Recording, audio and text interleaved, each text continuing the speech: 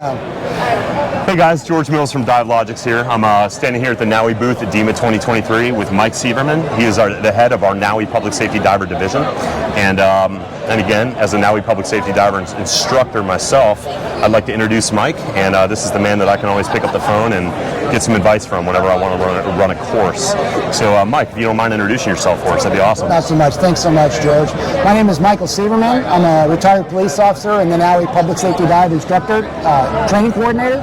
I am the chairman of the NAUI Public Safety Diver Committee and have been a member since its inception in 2015. Who wrote the NAUI Public Safety Diver training book. Cool, man, cool. So I want to ask you two questions.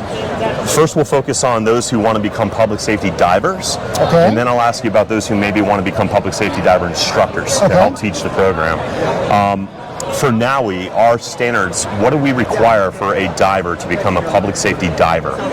First and foremost, what we want to see is you've got to be a member or employed or a volunteer with a city, county, or state agency. Okay. You can't be a private citizen and be a PSD unless you're an operational member of the team.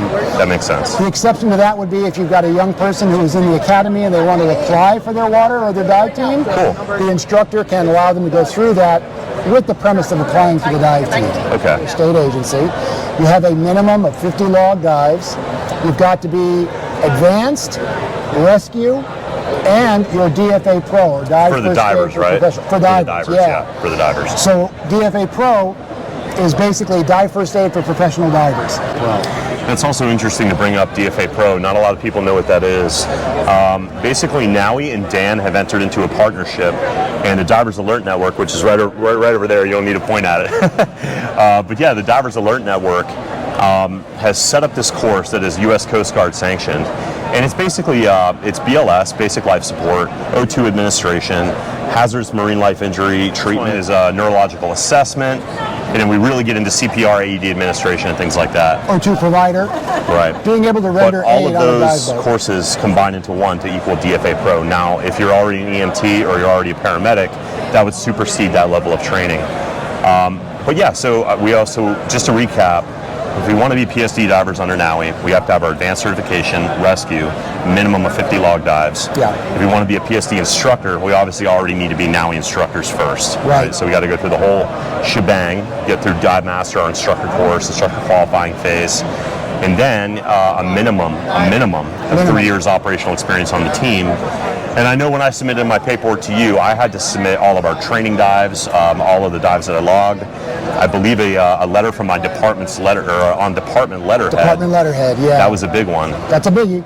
So, yeah, the biggest takeaway that I got from that was that keeps it pure to those that are in the public safety community, whether it be like state, local municipalities, federal, city, county, state, federal. Right. It is essentially. And I want to go into a little bit more detail. It is okay to be a volunteer, a civilian volunteer.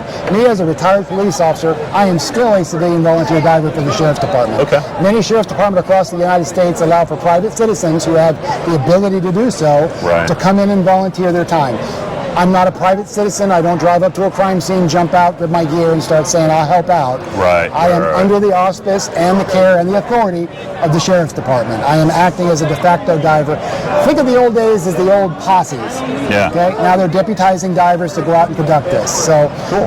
As a civilian, you can do that. As a diver, you can do that. With 3 years of operational experience, on top of what we've already mentioned, the advanced, the rescue, the 50 log dives, now the instructor can apply to be a public safety dive instructor. Awesome. I like it. I noticed that, just combing through it meticulously, the NAUI Public Safety Diver book, just the Public Safety Diver book, that's a thick beast. There's a lot of information in there, right? And whether you're diving in hazardous environments, various types of gear that you can utilize. Yeah. I know all of this is, of course, NFPA compliant for those firefighters out there that are interested in it. But yeah, there's some recommendations. But what I mostly love about the NAUI course, so as a PSD instructor, we can tailor our public safety diver training course to the department's unique needs. Educational attitude. You're absolutely right. So I recommend every instructor that I talk to. I know most of the guys who are in-house who have existing materials from either legacies, from guys who were there before, who retired and aged out. They can take their existing materials and use them in conjunction with the NAUI materials.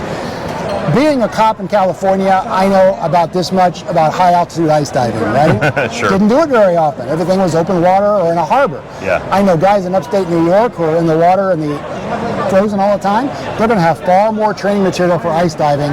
Use that material in conjunction with it, because remember, the book is just a base. Right. It's a base to build off of. I gave you the tools to build. You build the course from there. That's the beauty of NAUI and educational latitude. I like it. Yeah, and every department's mission is going to be unique to some degree. They're going to have a special way they do business. Agreed. So it's not like, it's not like the department needs to fit the mold. The mold will change to fit the needs of the department, which I think is kind of cool. And speaking of departments, I do have another question for you. What I love about NAUI is we're not necessarily concerned about being the largest agency, right? Right. We would rather Yeah. produce Yeah. a few well-trained divers than many marginally trained divers. So we're not in the business of mass production, right? It's not quantity, it's quality. You're right. And so with the quality, sorry, brother. no, I was going to say, with that, Yeah. as you can see at DEMA, we're doing our best to better our marketing.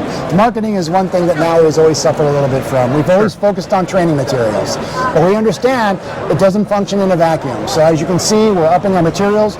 We've updated our training materials, and as you were about to get to, there are many agencies across the United States and across the world who have adopted the NAUI Public Safety Diver protocols. That's it. I like it. Speaking of agencies, just right off the rip, if you were to name some of probably the larger agencies within the continental United States, or who would you say, or who's affiliated as a NAUI PSD dive team? That's a really good question. And from memory, we'll go from East Coast to West Coast, per se. However you want to slice it. Big one is FDNY. FDNY.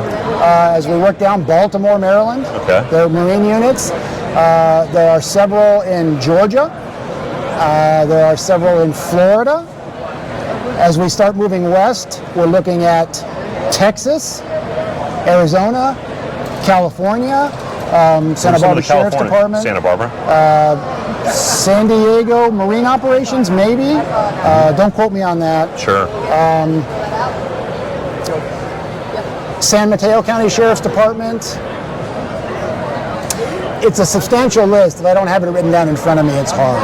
It was interesting just having the, we'll keep his name out of it, but that gentleman from Borstar, Yes. The CBP Yes. Borstar who's just in Yeah, here. federal. Yeah, that's kind of a big time deal.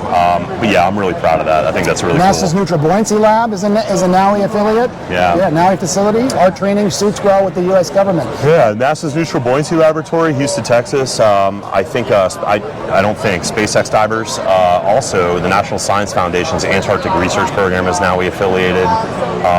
We know the Army Special Forces Dive School down in the East, the Army Special Forces Combat Diver Schools. Yeah, Yes. Underwater Operations School. Yeah, most of your DoD, that's why NAUI's so successful with the VA program that Ray Renault authored. Oh yeah, the Right. Skillbridge program, another excellent program. Yeah. But that's so again, big NAUI guy. But hey man, I really thank you. It's nice to be able to talk to you. Great to see you again. Last question, if I had to ask, we are going to develop an advanced public safety diver rating, right? Yeah. What's going to go into that? What's going to differentiate it? And here's why I ask. If I go to another agency's, it's almost like a drop-down menu, right? And what I think they did was they took from the fire department. You have your awareness level, and then you have your operations level, and then your technical level, right? Okay, cool, got it.